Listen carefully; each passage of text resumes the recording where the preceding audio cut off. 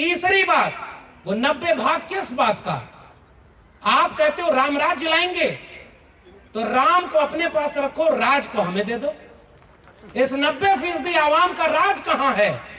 उस राज के लिए जो जमीन को जोते बोए वो जमीन का मालिक होए। त्रिवेणी संघ का जिक्र करना चाहता हूं इस बड़े मंच से। ओबीसी समाज के ऊपर एक आरोप लगाया जाता है कि वो लोग कभी जागरूक ही नहीं रहे, उन्होंने कभी कोई लड़ाई नहीं लड़ी। आप इतिहास पढ़िए, 1930 में त्रिवेणी संघ बना। थोड़ा सा वक्त लूंगा। त्रिवेणी संघ बनने के बाद शिवदयाल सिंह चौरसिया जी थे उत्तर प्रदेश में, और उन्होंने एक संगठन बनाया, आदि हिंदू सभा।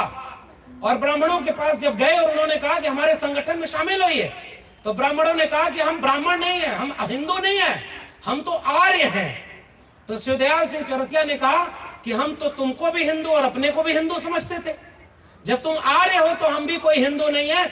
और तब उन्होंने संगठन बनाया बैकवर्ड क्लासेस लीग, और पिछड़े तबके को एकजुट करके कहा कि हिंदू के नाम पर तुमको ठगा जा रहा है। त्रिवेणी संघ के लोग और उसके बाद अर्जक संघ के लोग, इन्होंने ओबीसी समाज को एकजुट करके जो मशाल जलाई, पेरियार ललई सिंह यादव, उनके पिताजी ने जनेऊ पहन लिया तो उनको अपमानित किया। उन्होंने चौराहे पर उस ब्राह्मणों को पटक के मारा और कहा जनेऊ हम भी पहनेंगे, लेकिन ऐसा जनेऊ हम तिरस्कार करते हैं जो हमें पहनने का हक नहीं। तो वो जो लड़ाई पूरी शामिल हुई थी, बैकवर्ड क्लासेस लीग, त्रिवेणी संघ, अर्जक संघ, 1948 में लखनऊ में 2 बड़े अधिवेशन हुए थे। एक की अध्यक्षता डॉक्टर भीमराव अंबेडकर ने किया था और दूसरे की अध्यक्षता पेरियार ईवी रामास्वामी नायकर ने किया था। यह है बहुजन एकता। हमें तो अपना इतिहास ही नहीं पढ़ने दिया गया, और आज लोग कहते हैं कि ओबीसी को जगाने की जरूरत है। ठीक बात है, जगाने की जरूरत है, मगर एक बात मैं कह रहा हूं, जितना भटका हुआ आज दलित है, आदिवासी है, उससे थोड़ा सा मात्रा में ज्यादा ओबीसी है, बस फर्क इतना ही है। हमारे यहाँ बहुजन नायकों की विरासत को हमने नई पीढ़ी को पढ़ाया नहीं, समझाया नहीं, इसलिए भटकाव आया।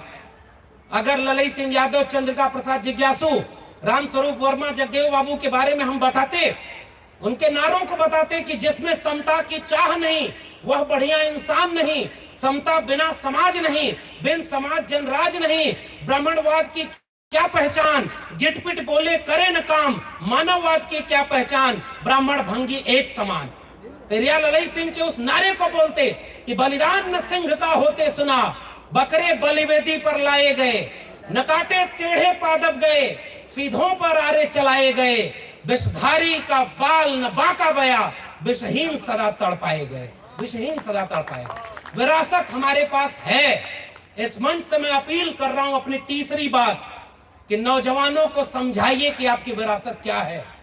हमने अंबेडकर, फुले, पेरियार को पूजना शुरू कर दिया, जबकि उन्हें पढ़ने की जरूरत थी। अगर हम पढ़ते तो नई पीढ़ी तैयार होती, और उनसे कोई नारा लगाने के आके कहता कि अभी अयोध्या झांकी है, मथुरा काशी बाकी है, तो हमारे नौजवान उसका कॉलर पकड़ के कहते कि शिक्षा, रोजगार, स्वास्थ्य की लड़ाई, जाति जनगणना और निजीकरण की लड़ाई बाकी है।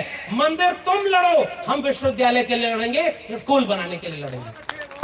ये तीसरी मेरी बात है कि आपने अपने इतिहास से अपने विद्यार्थियों को, नौजवानों को प्रेरित नहीं किया। इस सभागार में महिलाएं और बच्चे यहां पर दिख रहे हैं, मैं उनकी तारीफ करके हुए एक बात कह रहा हूं।